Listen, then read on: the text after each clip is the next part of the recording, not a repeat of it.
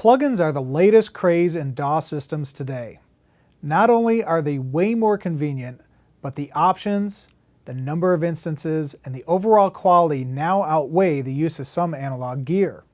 Nowadays, you could get software plugins as software only or as a software-hardware DSP combination.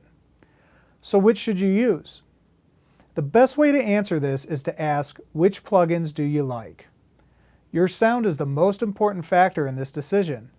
Using plugins that get you where you need to go is priority number one. Priority number two is DSP performance. In other words, is your computer DSP going to be bogged down by running software-only plugins? I think with today's computers, that is less of an issue. Priority number three is portability. If you have a main tower system with your DSP card that you do all your recordings on, but then you like to edit and start mixing on a laptop, there is no way to move your PCI card to the laptop. If you use your favorite DSP compressor on all your channels while recording, then all your volumes are going to be wrong when the laptop system defaults to bypass mode.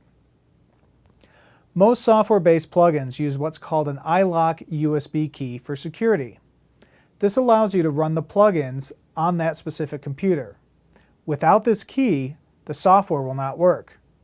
You could download a license into the key to use one software instance. This allows you to load the software on multiple computers and then just move the key when you want to use it on the computer of choice. Companies like SPL and Brainworks use this method. SSL and Universal Audio both use PCIe DSP cards along with software to enable their plugins. Thousands of hits have been mixed on SSL consoles over the last 30 years.